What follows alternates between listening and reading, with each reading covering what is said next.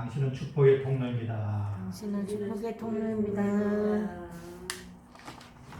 당신은 행복한 사람입니다. 당신은 행복한 사람입니다. 할렐루야. 행복한 따라하겠습니다. 사람입니다. 내 부모를 공경하라. 내 부모를 공경하라. 이런 제목을 함께 은혜를 나누기를 원합니다. 이번 달은 가정의 달이며 오늘은 또한 어버이 주일입니다.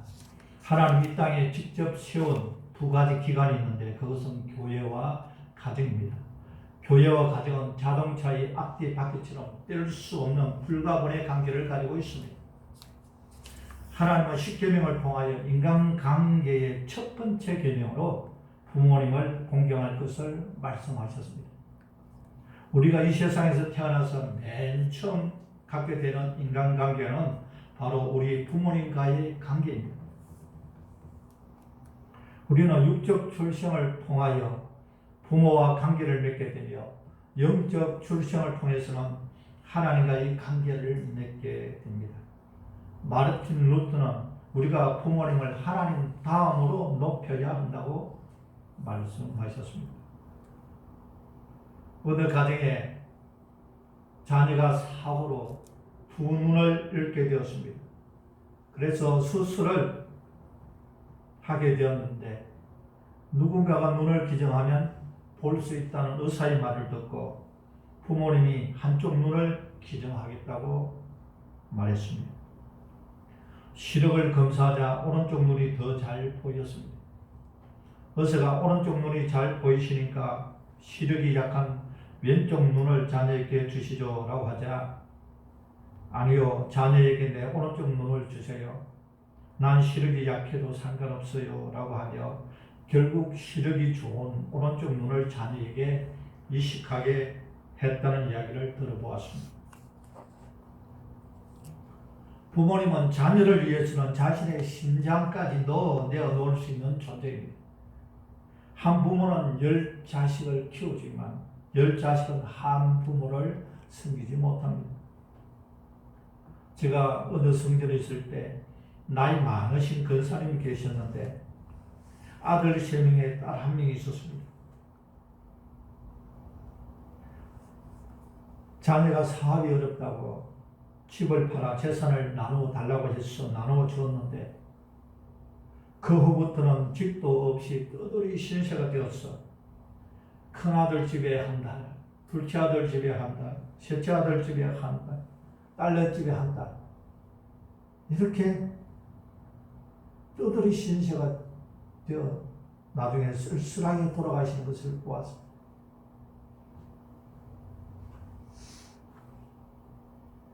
부모는 자기 모든 것을 내어줄 수 있지만 자식은 부모님을 10자식이 부모 한 부모를 제대로 못 씁니다. 오늘 본문은 우리가 부모님을 공경해야 될 이유에 대해서 설명해 주고 있습니다. 첫 번째, 우리가 부모를 공경해야 하는 이유가 무엇일까요? 먼저 하나님의 명령이요 하나님을 기쁘시게 하는 일이기 때문입니다. 골로새서 3장 20절 말씀을 현대 성경을 보면 같이 읽어보겠습니다. 자녀들은 모든 일에 부모에게 순종하십시오. 이것이 주님을 기쁘시게 하는 일입니다. 라고 되어 있습니다. 부모 순종이나 부모 공경은 단순히 부모를 기쁘시게 하는 일이 아니라 궁극적으로 하나님을 기쁘시게 하는 일이라는 것입니다. 나의 부모를 정하여 주신 하나님께서 내게 주신 말씀이기 때문에 부모님께 순종하면 누구보다 하나님이 기뻐하십니다. 우리가 보이는 부모님의 말씀도 순종하지 못하면서 어떻게 보이지 않는 하나님의 말씀을 순종할 수 있겠습니까?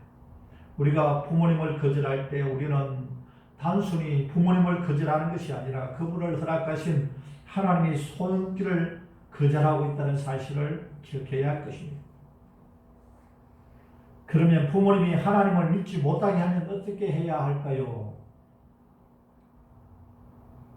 순종은 더 높은 권위에 우선해서 순종해야 합니다. 그래서 주 안에서 부모님께 순종하라고 말씀하고 있는 것입니다. 또한 축복과 장수의 비결이기 때문입니다. 출애굽기 20장 12절 같이 읽겠습니다. 내 부모를 공경하라. 그리하면 내 하나님 야훼가 내게 줄 땅에서 내 생명이 길리라. 부모를 공경하는 것은 그냥 공경하는 것으로 끝나는 것이 아니라 거기에 대한 축복이 따라오는데 그것은 내가 땅에서 내 생명이 길리라. 장수의 축복을 말씀하고 있습니다. 에베소서 6장 2절 3절 같이 읽겠습니다. 내 아버지와 어머니를 공경하라. 이것은 약속 있는 첫 계명이니 이로써 내가 잘되고 땅에서 장수하리라. 우리가 부모님을 공경하면 공경하는 것으로 끝나는 것이 아니라 하나님께서 갚아주시는데 그것이 뭐냐? 땅에서 잘되고 장수하는 것입니다. 여기서 잘된다는 말은 헬라어로 야타브라는 말인데 만사가 기쁨 속에서 원활하게 진행될 것이라는 의미. 가만사성이라는 말이 있지 않습니까? 가정이 화목하고 만사가 잘 되는 거죠.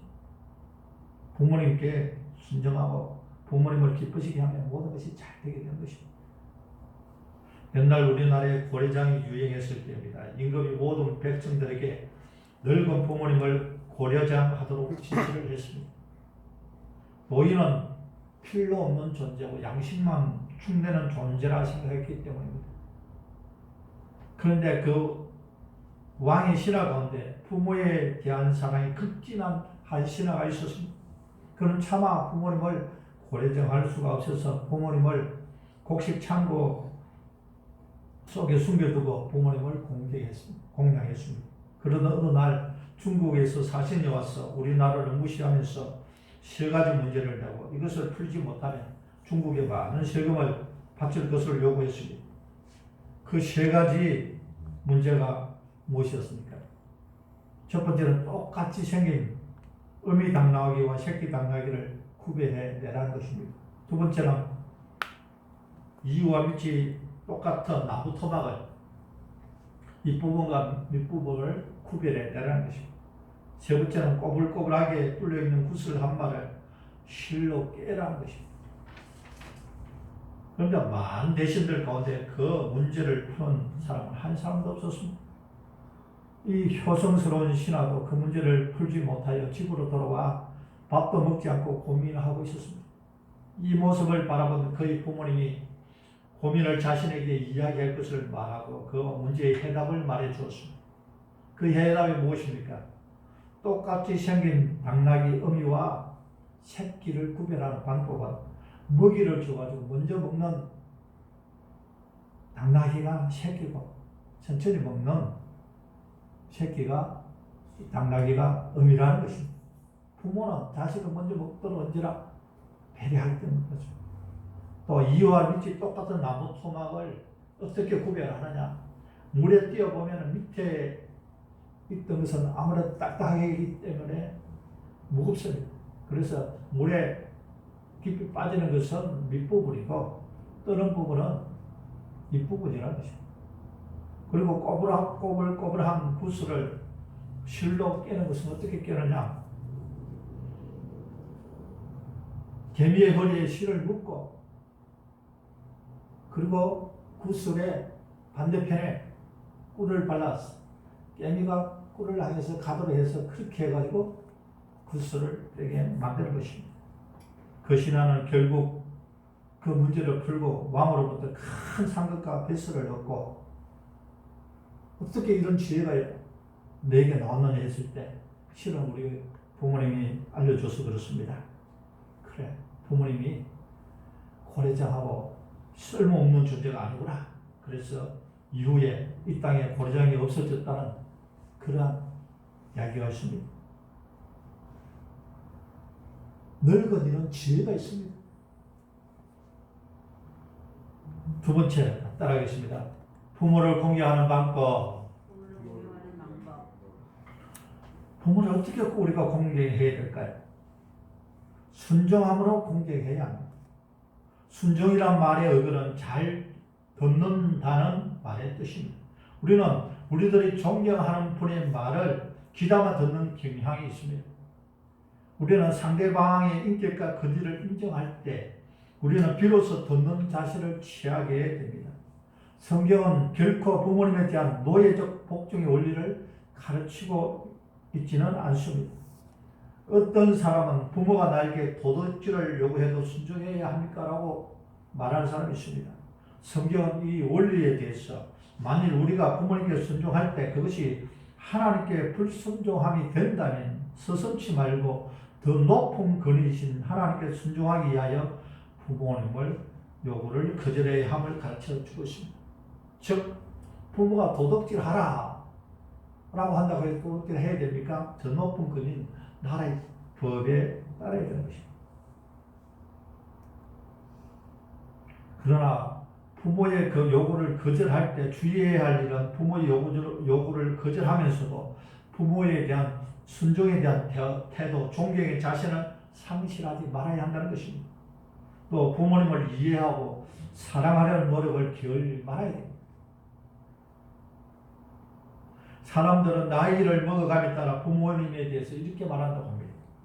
초등학교 들어가기 전에는 우리 부모님은 못하는 것이 없어.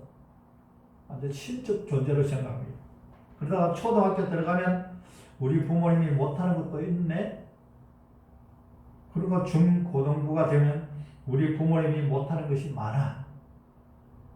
그리고 청년이 되면 내가 우리 부모님보다 더 나아. 자기가 더 똑똑한 줄 압니다. 장년이 되면 그때 우리 부모님이 하신 말씀이 일리가 있네.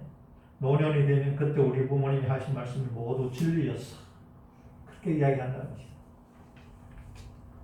옛말에 부모의 사랑은 이로부터 사랑이다. 한 부모가 10자녀를 키우지만 10자녀가 한 부모를 섬기지 못한다는 기근이 있습니다. 자녀는 부모님의 사랑에 다 보답할 수 없습니다.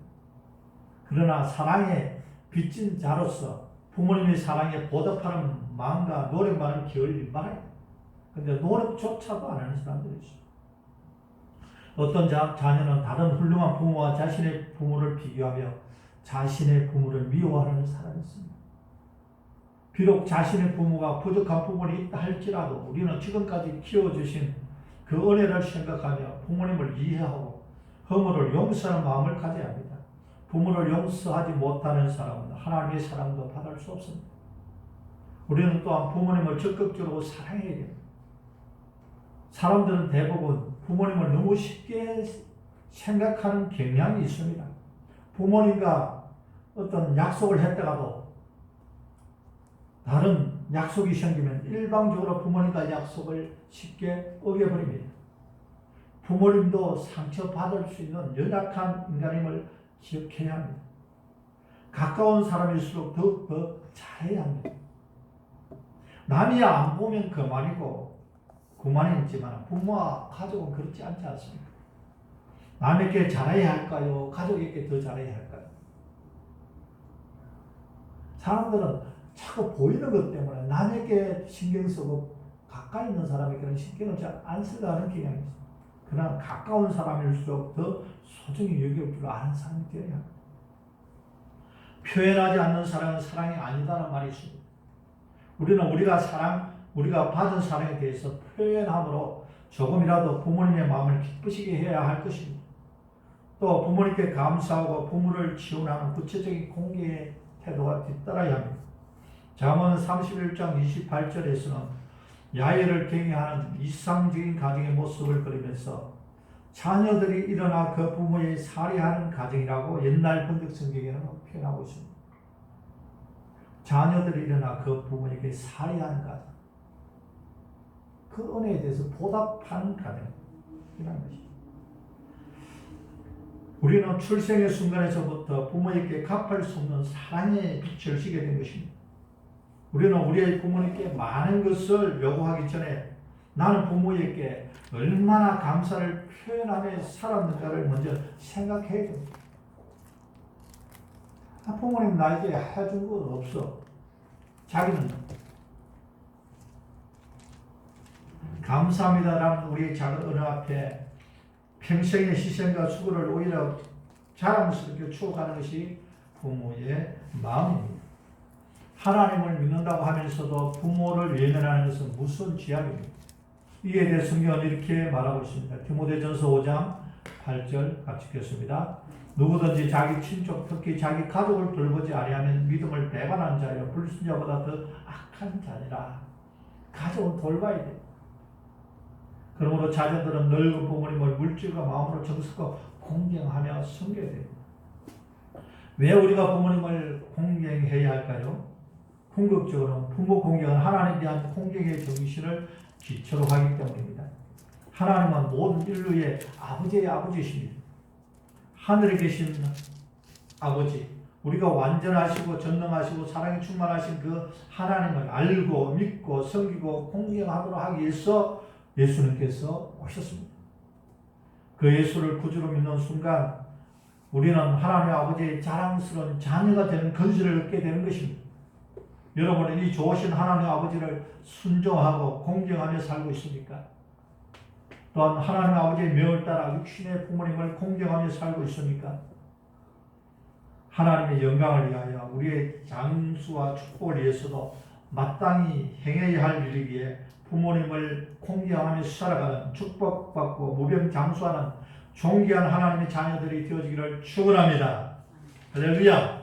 오늘 말씀을 생각하면서 우리 기도할 때 특별히 부모님 아직